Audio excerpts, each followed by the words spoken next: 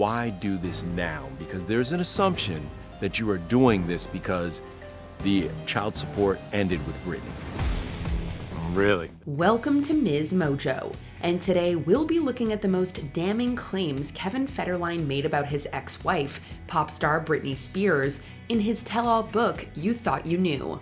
Kevin also shares details about his sons' lives with Britney, saying they told him they did not want to go back to their mother's house, in part out of fear.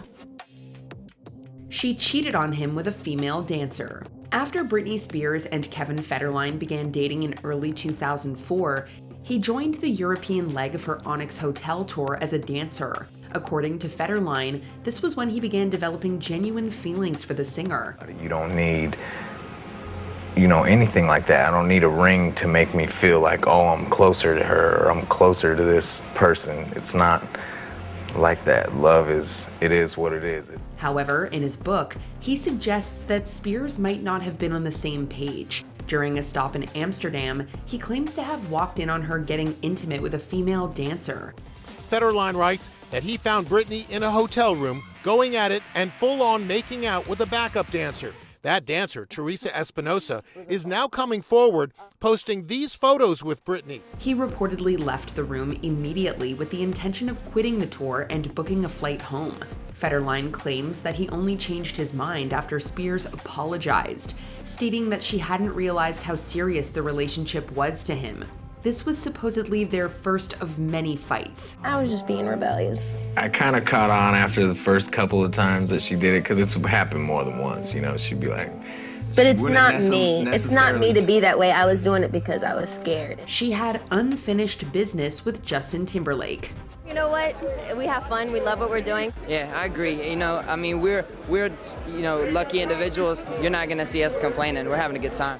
Before meeting Federline, Britney Spears had a highly publicized relationship and eventual breakup with fellow entertainer Justin Timberlake. But it seems their split wasn't exactly absolute. In his memoir, Federline claims that on the eve of their October 2004 wedding, Spears called Timberlake. I thought she was talking to her mom on the phone or something, and maybe she was having doubts, and she told me that she was on the phone with Justin. And I just kind of stepped back did I just hear you right? What the hell is going on? She reportedly later assured Federline that the call was simply to get closure and, quote, end one chapter of her life before starting a new one. From Federline's perspective, though, that chapter kept getting reopened in the subsequent years. He says he could sense that Spears never fully moved on from Timberlake, as his name came up repeatedly during their marriage. In his words, Timberlake became, quote, a ghost in the background of our relationship. Oh man, Do you think she was still in love with him? in love, I am not sure, but not over it.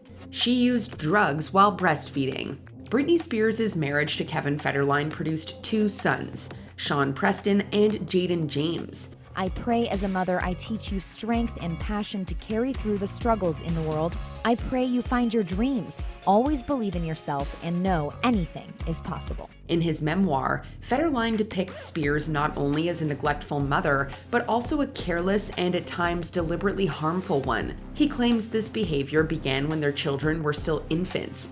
Every step that I've taken has been for the benefit of my children. And my children are ready for me to tell my story.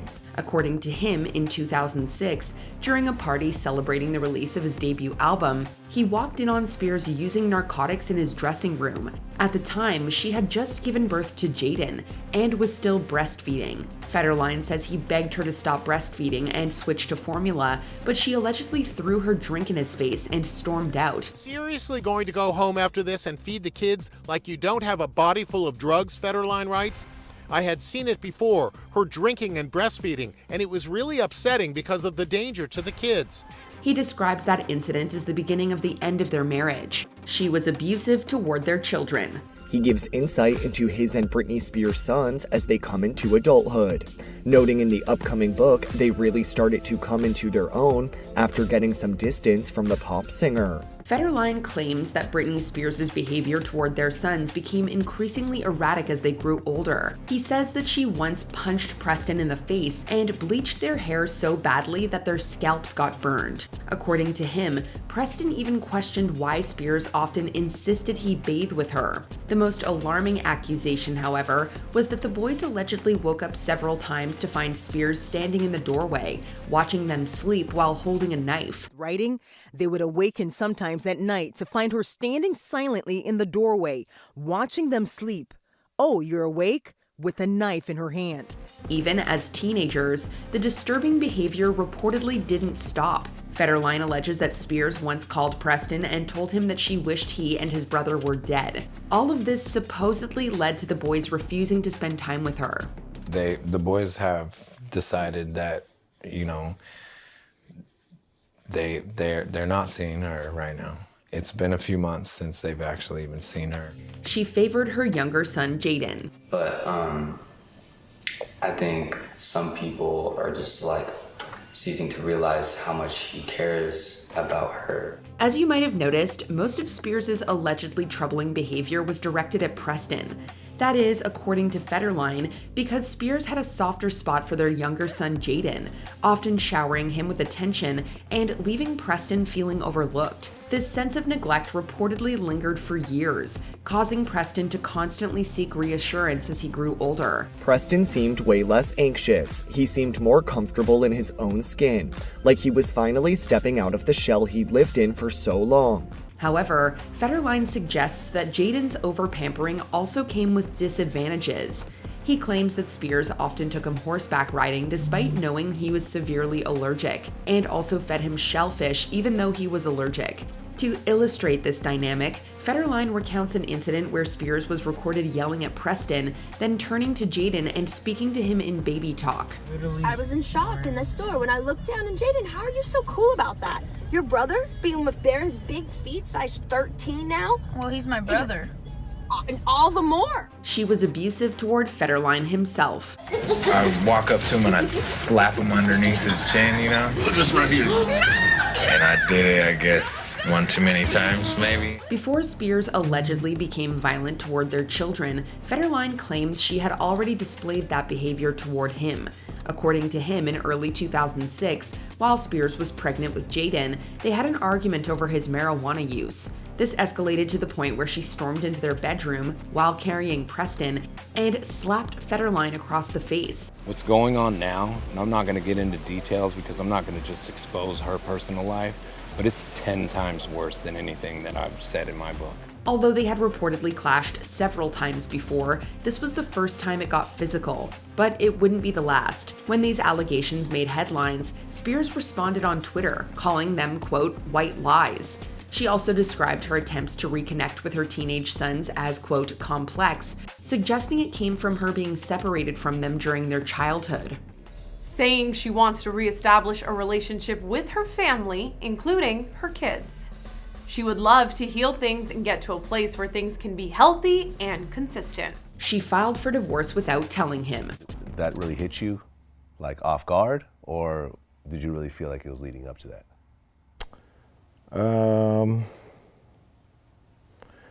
I don't know. With all the red flags in their marriage, Federline seemed to know that it was only a matter of time before they separated. But even though he had been expecting a divorce, he found out about it in the most unexpected way. Shortly after the alleged incident where he caught Spears using drugs, Federline traveled to Toronto on a press tour for his album. Just before an interview, a producer asked him how he felt about Spears filing for divorce. This was apparently the first he was hearing of the news. You know, that was at like the height of everything, and then you're like thrown into this thing, and you're thrown into that thing, and this, you know, the in-between stuff, you know. According to Federline, Spears' team had encouraged her to file without informing him because after the public humiliation of Justin Timberlake breaking up with her, they didn't want her to be the one being left again. And she said, no, things are not okay, because look. And she held out her flip phone, and I saw this text which said, it's over, which was from her boyfriend at the time, Justin Timberlake. She wasn't ready to be released from the conservatorship. Since being placed under a conservatorship in 2008, Britney Spears had been fighting for her freedom. In 2019, the grassroots Free Britney movement began gaining traction around the world, and it ultimately led to the conservatorship being terminated 2 years later. Hundreds of her loyal fans erupted into cheers outside the courthouse after hearing news that a judge ended Spears' 13-year conservatorship, meaning the pop star will again be in control of her life. If it were up to Federline, however, that would have never happened. Federline states in his memoir that he supported the decision to place her under a conservatorship, believing it would help Spears recover and create a safer environment for their kids. And I pray to God every day that she gets the help that she needs or wakes up and realizes that you have two sons right there in front of you that are screaming for a life with you. Even by 2021, he still wasn't convinced that her condition had improved. He dismissed the Free Britney movement as, quote, mob mentality, accusing its supporters of pressuring the judge to disregard expert opinions and end the arrangement. He says all those people who put so much effort into that should now put the same energy into the Save Britney movement, because this is no longer about freedom. It's about survival. Jamie Lynn Spears' text messages. The relationship between Britney Spears and her younger sister Jamie Lynn has been strained for years. Things worsened in 2022 when Lynn released her memoir, Things I Should Have Said, which many saw as exploiting her sister's struggles for profit. I love my sister. I've only ever loved and supported her and done what's right by her, and she knows that. So I don't know why we're in this position right now. In his own memoir, Federline shared 2 lengthy texts his wife, Victoria Prince, allegedly received from Lynn. In the first, she accused Spears of, quote, lashing out at her sons, saying she had begun to resent her for mistreating them and refusing to take accountability. The alleged text continues, quote, I'm still trying to come to terms with how she could be so unaware of anything outside of herself. I spent my whole life based around what was best for Britney, and I never wanted to step on any toes as a little sister. Later, after giving Jaden a piano for Christmas, Lynn sent another text thanking Federline and Prince for raising the boys well. She allegedly added that no amount of, quote, money or material could repay them for, quote, doing what Britney couldn't be bothered to do. Any parent who's actually raised their children knows that raising kids is the toughest job on earth, and you both are raising those boys and their siblings while also having to constantly protect and shield them from so much chaos that no one would ever understand unless they lived through it. Before we continue, be sure to subscribe to our channel and ring the bell to get notified about our latest videos. You have the option to be notified for occasional videos or all of them. If you're on your phone, make sure you go into your settings and switch on notifications. Britney is headed for disaster. In the penultimate chapter of You Thought You Knew, Kevin Federline lays out where he believes his ex-wife is headed. Although the two reportedly haven't spoken in years, Federline claims that Spears is, quote, racing towards something irreversible. He points to her erratic social media posts, growing isolation, and apparent refusal to accept help as evidence. This situation with Britney feels like it's racing towards something irreversible. It's become impossible to pretend everything's okay. Adding, from where I sit, the clock is ticking, and we're getting close to the 11th hour. Quote, something bad is going to happen if things don't change, he warns, implying that Spears could face a major crisis, or worse, death. Federline says his concern stems from how such a tragedy would affect their sons, who would be left to deal with the aftermath. I'm really worried. I'm absolutely, as a father, terrified that one day I might wake up and my sons are going to have to deal with the unimaginable. Spears, however, views the book as yet another attempt to profit off their past relationship, especially now that Federline no longer receives child support.